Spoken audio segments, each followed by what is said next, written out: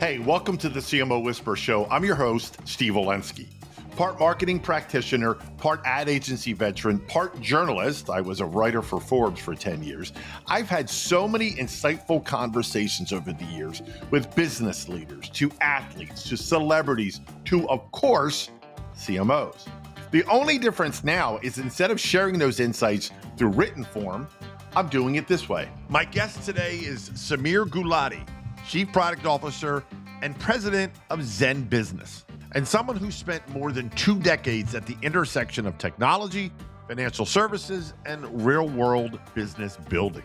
Now, Sameer isn't just thinking about products, he's thinking about outcomes. At Zen Business, he's helping reimagine what it actually means to start and run a business today by bringing together AI, embedded finance, and automation into a platform designed to give small business owners a real shot at success.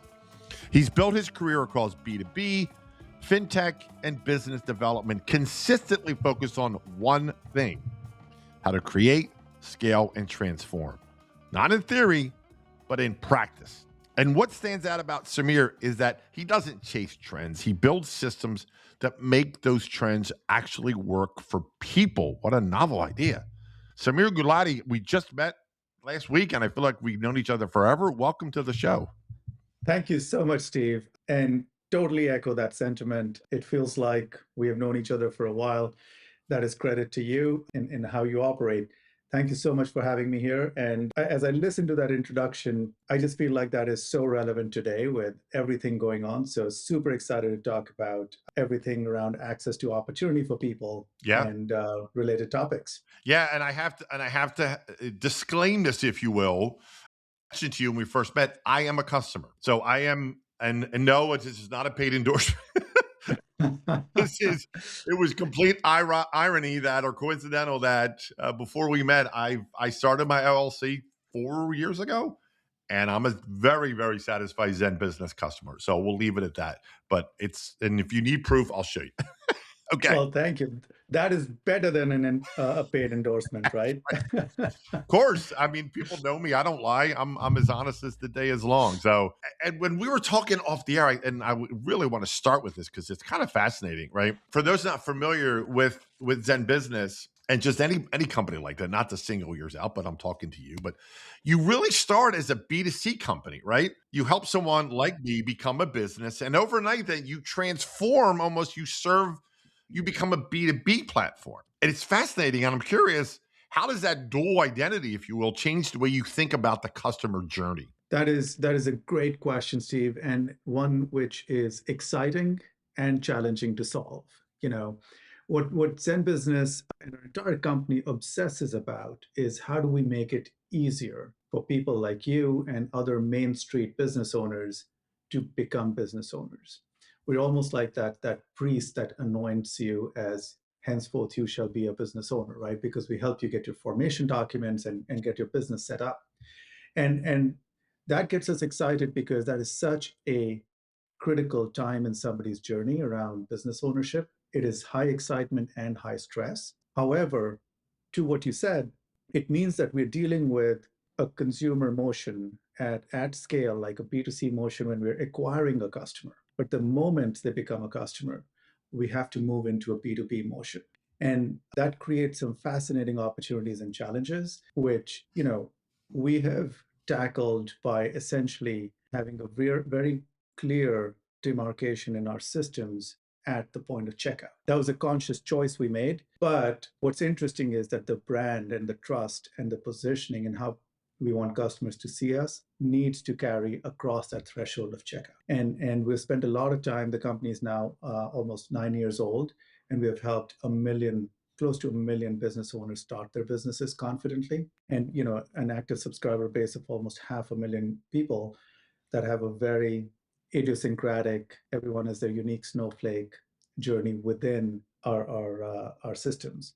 So yeah, you have touched upon something that is incredibly important. And we feel in many ways we're breaking new ground, at least at the scale that we're operating at. Yeah, I would imagine, and I'm not going to put words in your mouth, but you come in as, and I hate labels, first of all, but the B2C versus B2B, right? At the end of the day, yeah, I guess technically my company and all the other people like that are quote businesses, but we're still people. That's right. And that is a very important philosophical distinction that we anchored on really strongly early, which is, and this may feel like a subtle point, Steve, but it's a really, really important one. Are you solving for the business or are you solving for the business owner? And the moment you make that subtle shift, there are meaningful implications. And certainly that chasm between B2C and B2B doesn't disappear, but becomes significantly smaller because now the individual that you are trying to help start a business and is now the same individual that is running the business. And so that orientation of who you're solving for, is it the business entity or is it the business owner, is a critical mindset shift, which has helped us a lot. The other thing I will say is, and this warms my heart no end, is that business owners have multiple businesses, right? And sometimes a business doesn't work out or they have to put it on ice, but they always seem to come back. It's that spirit that endures. And so we feel great about focusing on the business owner versus being narrow-mindedly focused on, well, what are the business's needs? What do you think? Um, and again, I hate labels, but we all live by labels. And I've have, worked at a big company like Oracle in my career, and it's one of the biggest B2B companies in the world. There's got to be a ton of things a big or any size B2B company can learn from that very unique dynamic your company has, from entry point to then becoming the B2B person. Like, what are some things you would coach or advise a traditional B2B company to learn from what how your company treats customers and then manages that relationship? A couple of things, particularly at the small end of small business. So, people, speaking of labels, folks use SMB and enterprise, and there's that whole spectrum. On the small business side, any company operating in that, I think you might wish that people should separate their personal from their business, and why are they commingling stuff? There are things that you can wish for, and there are things that are just reality, which is business owners commingle, overlap their personal and business side all the time.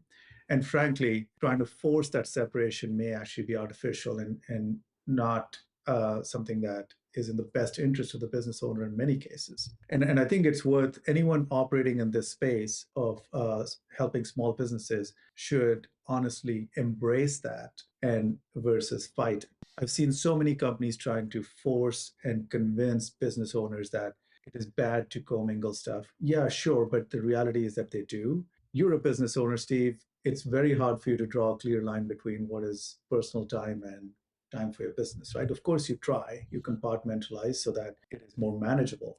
But the reality is there's a strong overlap. So that would be the first thing I would just say, which is rather than try and shape business owners into the mold that suits your business mindset, embrace who they are. And I promise you, it will be one of the most fulfilling decisions you will make. That's one piece which is, I think, critical. The second one I would say is there is a tendency to believe that in the B2B world, it has to be people-driven account management and customer success. And we have shown at Zen Business that you can have systems and technology in place and still be very, very human about the interaction. And I think that's a big unlock, which is it is not either it's people-based account management or be very human, right? You Hmm. can actually do both. And particularly now in the world of what AI makes possible, this may seem counterintuitive. You can actually be a lot more human using this technology. Which sounds counterintuitive, right? It is absolutely. And that's the point. And well, I think if you just look at, again, what really matters is what you're focused and centered on. If you're focused on how do I use AI tools and AI technologies, you will absolutely go down a much more sterile, less human path. But if your orientation comes back to what is fundamentally driving this business owner to be in the business itself that they're running, or multiple businesses they're running, and how do I use the latest tools in the AI world to enhance that experience and and keep that very fundamentally human endeavor, entrepreneurship, alive and accelerated, I think you will not have to make the trade off between scalable use of technology and being very human about it. Right. All right. Put your product hat on for a second. Yeah, When your customer evolves from, say, idea stage to actually operating a business, just as I did years ago, how do you make sure that your products evolves without overwhelming people like me? it is a constant battle, to be honest. And here's why. When folks are in the ideation phase, they are rightly and they should be absolutely excited about the possibilities. And when they decide to finally take the step from ideation to actually forming a business and they find us, we have a balance to strike here, right?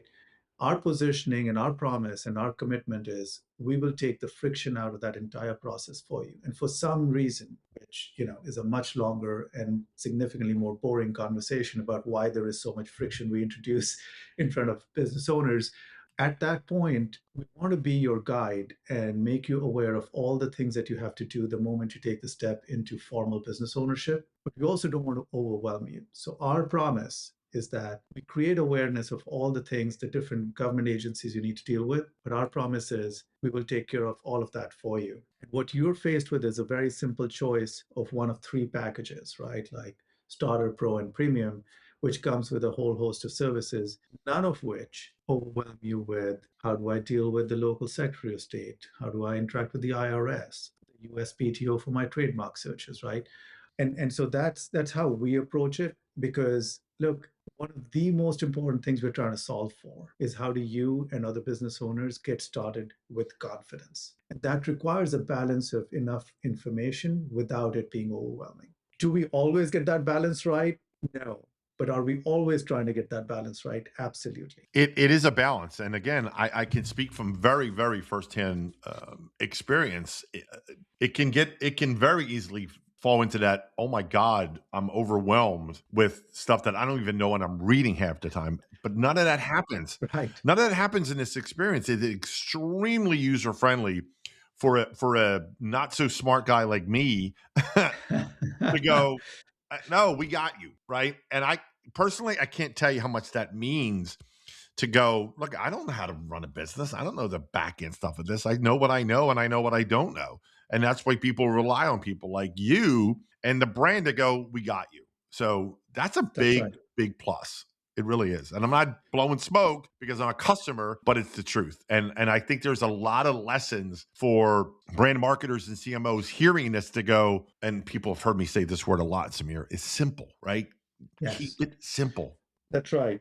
Very, very true. That completely resonates. And you asked me to put my product hat on, and that simplicity and the trust is we got you. You don't have to deal with it. Creates a product challenge and creates an engagement challenge, because now I have just committed to you that your ideal experience with Zen Business is after you form with us, we got you. You don't actually have to do anything. We will take care of it, which means that it is not a high engagement, high repeat engagement experience. In fact, my best experience I can deliver to you is literally no experience at all, Hmm, right? That's the interesting. most frictionless experience you can have.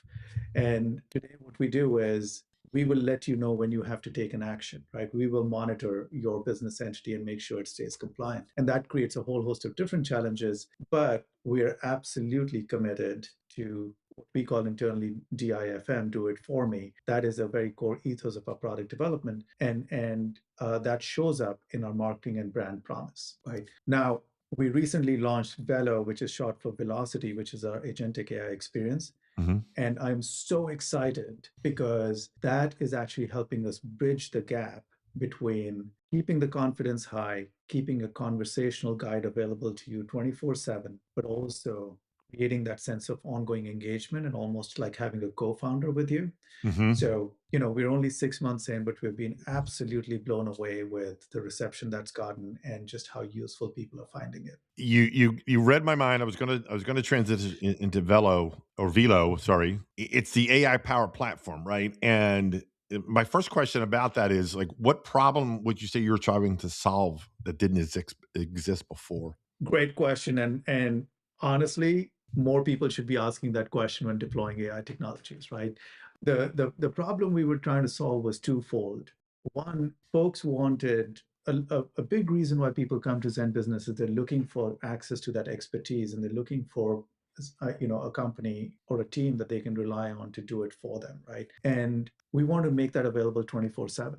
And you can solve that through humans, and you can solve that through chatbots. But what conversational AI gives you, particularly feeding off of the last 9 years of helping almost 1 million business owners, really rich contextual information. What conversational AI in the form of Velo gives you is the ability to offer that support, that expertise, that guidance 24/7 on your own terms, right?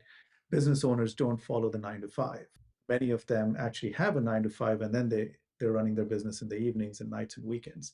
So that was one thing that we were looking to solve for without compromising the deep expertise that we have built in this space over the last many years. The second thing that we were looking for, Steve, was when people are engaging with us, chatbots are and conversational agents are pretty good at have gotten pretty good at giving you specific, correct information. With Velo, we were looking to push that to, can Velo act on your behalf? Take more off of the plate of the business owner. And because Velo is built on the infrastructure of Zen Business, which we have, painstakingly built over the last 9 years, including integrations into different Secretary of State and the IRS, Velo can actually take action on your behalf on the platform. So those are the two things we were looking to solve. One is making our expertise and guidance available 24/7. And the second was taking more work off of your plate. And that's where the agentic aspect of AI is something that we're so excited about. Yeah, I know you've talked about, in 9 years is going to speak to this. When it comes to AI, prioritizing trust over speed. It is such an easy trap for any business Mhm. to just drop it into chat, drop it into Claude, drop it into Gemini, pick your tool, and Right. just go at warp speed, literally, versus testing what it's telling you, kind of thing. I'd love for you to talk about why that is so important to prioritize trust over speed, not just in your own world, but just anybody listening to this when it comes to AI. Yeah, this is so core to, you asked the question of what problem were we trying to solve. I think once you get that clarity, the next question you have to solve and be very clear about is how you're going to solve that problem. And for us, maintaining that trust with our customer was so central. It wasn't even up for debate. And also very conscious about making an explicit choice that we will not compromise trust for efficiency. Because to your point, it is so easy to say, hey, let's use the latest tool and it'll give the answer. And if it's good enough, that's good enough. At least we didn't have to, hire someone else to do that. And this moved my gross margin from, 85% to 85.2%, and we can declare victory. The approach we have taken is if Velo is ever in doubt, it taps out and hands off to a human. And my direction to the team was make sure you get it right. That's the first bar we have to clear, because our brand promise is one of you can rely on us, you can trust us, not just to give you the right advice and guidance, but actually to act on your behalf and store of all of your entity information, etc., which is a pretty high bar for trust, right? You're not just buying shoes on the internet. Not that people don't agonize over shoes on the internet, but it's a very different situation. There's no return policy on having formed your business, right? And so we take it very, very seriously. And frankly, Steve, in what we do around compliance services, business formation, fintech workflows, the cost of getting it wrong is genuine and it's high for our business owners. And so our approach has been build a very stable, strong foundation feeding off of only our internal data and expertise. We do not rely on public information because, some Redditor, even a well-meaning Redditor, may give out wrong information. A lot of the public LLMs are feeding off of that. We constrain Valo to all of the knowledge that we have garnered over the last 9 years. And when it's in doubt, it'll hand off to a human. Now, what we are doing is we have put in some really exciting tech, which constantly assesses Velo's conversations and helps it self improve. Mm. So we can tell whether Steve, who's had a multi threaded conversation with Velo, is having a positive experience versus Sameer, who's having a multi threaded conversation with Velo, is having a frustrating experience, and he's having multiple threads because he's not getting the answer he wants. Velo learns from that. So I think we needed to start from a place of trust. We're committed to it. And now we're using technology to grow that surface area, but without compromising the trust? Or the human side, obviously. That's an interesting question. So the humans are still there. I would actually characterize it as Velo is improving, we are making that experience more reflective of the human conversation. And what we're learning, Steve, here's an example, right? We took all of the transcripts and conversations, anonymized, of course, of our top agents who got 5-star Trustpilot scores on those conversations and fed that into Velo, not for content and expertise, but for tone. And that is the richness that AI is now capable of. The other thing that we're learning, and I wrote a little piece on LinkedIn about this, is what has been very interesting and, dare I say, slightly disturbing, is that people are being more honest and more open with Velo than they have been with our very trusted human colleagues in the past few years. Fascinating.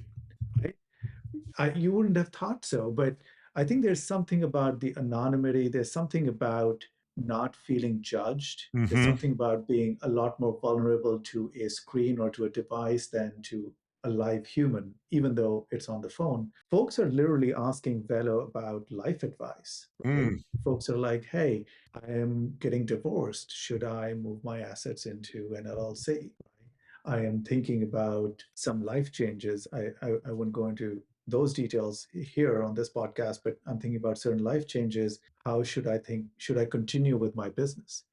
That's the kind of question that is so vulnerable and so honest. I don't know what you think, but this is not what we were expecting. I'm not surprised, to be honest with you. I mean, my AI tool of choice is ChatGPT, right? And everybody's got their own favorite. But I was just having this conversation with somebody about it's scary how much my chat knows me already. That's right. It, it's and I'm constantly going, does this sound right? Does this make sense?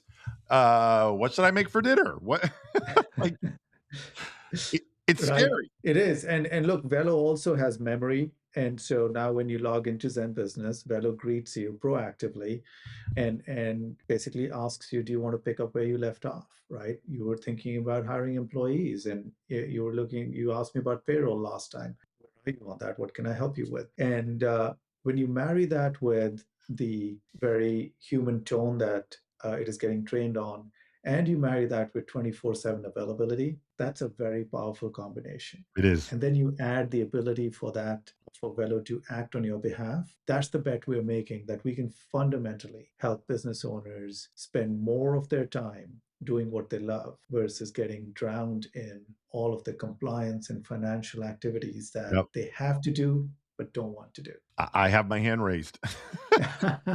It's I love it. you have to do it, right? And the more help someone like me, and I'm gonna say I'm probably in the majority of people who don't either like doing it or know what they're doing. The fact that I can trust that, I mean, trust is this is not about what to have for dinner. These are legal things. These are IRS. This is serious stuff. That's right. It is.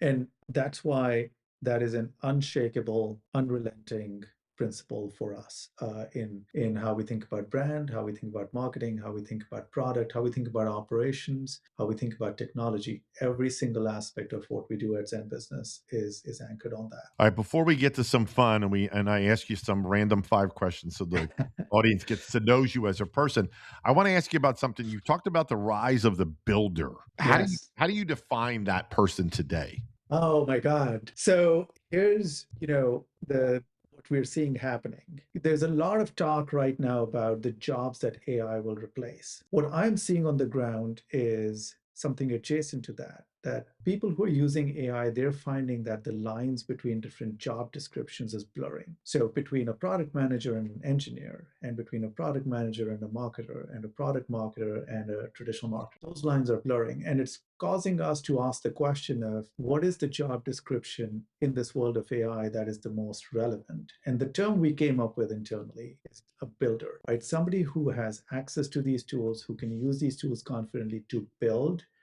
not just one part of the assembly chain, not just write a product requirement, not just write code, but actually be much more end to end and build from soup to nuts, all the way from ideation to design to creating the product concept to writing the code and deploying it. That is now possible from one individual person, and we're calling that a builder. We should be more creative about it, but it could be a person in any function today. But Mm-hmm. the characteristics we're looking for are somebody who is comfortable with using these tools, is quite tech savvy, is a problem solver at heart, and has the desire and can connect dots across these different today functions, but really with a goal towards what am I solving for the customer. Right. And so that's been fascinating for us to watch. We're making some changes internally to enable that and accelerate that. But you know, the best part about this, Steve, is that you look around the company, and even before you anoint somebody as a builder, you can see certain people already operating like that. Yep. And it's, I got to say, the only credit I can take, and my colleague Alex, who's our CTO, can take, is observing those people as opposed to really coming up with this concept ourselves. And now we're just trying to think about how we institutionalize that, because I strongly believe that that is the future. I love that's a sign of a really good leader that you're observing and then you're supporting and getting out of the way. Most of my job is to get out of the way. You know? No, but we joke, but that's look, I've talked to leaders my whole career, and that's a very common denominator of give them the tools, give them the support. I'm here if you need me. Otherwise, I'll be in the corner, kind of thing. That's right. That's So, right. You all right, know, let's have some fun. Okay. let's do it. 5 random questions. I pick them out of a big database, and here they are. Number 1, if you had to live in one city for the rest of your life that you never lived in before, where are you going?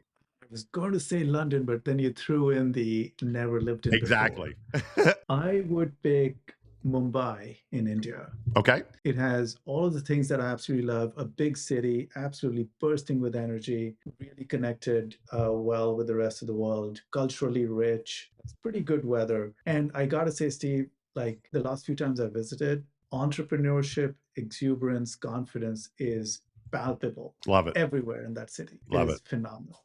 Okay, next one. If I asked people closest to you to describe you in one word, 2 parts, what would they say, and would you agree with it? Wow.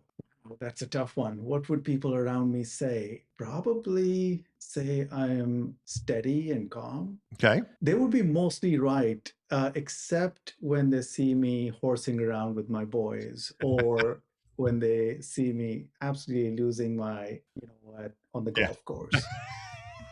It is that I am nothing even calm. close to steady and calm.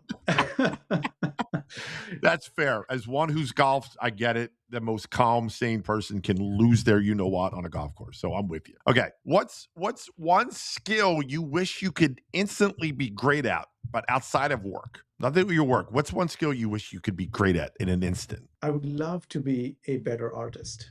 Hmm. Like, and I mean, actually painting and work with textures, etc. I have tried my hand at it, and Okay. I'm kind of okay, but I wish I were much better at it. There's just something amazing about creating something physical, Interesting. which gives joy and meaning to other people. That Totally. I deeply resonates with me. Yeah. No, I love that. Okay. I'm going to send you back to your 25-year-old self. What advice are you giving that person? Get uncomfortable and get uncomfortable and get uncomfortable, and that is the time to do it. And Yep. that would be my advice to my 25-year-old self. Gotcha. All right. Last question. I'm putting you on a stage and you have to talk for 10 minutes with zero preparation on something completely unrelated to work. What is Sameer Gulati talking about for 10 minutes? Nothing to do with work. I am talking about golf for sure. Mm-hmm. And I'm talking about how it is one of the most, what's the right term? How it is one of the most fascinating, addictive, frustrating, and fulfilling self-improvement tools out there. All rolled That's into what I'm one. telling myself. All rolled into one. I love that. All rolled into one. Well, listen, my newfound friend, I'm so glad you came on. We are just getting started in our relationship, and I am a lifelong fan of the company. I'm not saying that. You're not paying me. I believe it. Anybody out there thinking about starting a business, come talk to me, and I'll tell you why Zen Business is the best. But thank you right now for your time. Thank you so much for having me, Steve. This was Such a joy. Well, that wraps up another episode of the CMO Whisperer Show. I hope you shared this episode with your friends. And if you have not already, please subscribe to be kept up to date on all the latest episodes. And if you're so inclined, leave me a review on your favorite podcast platform. Thank you.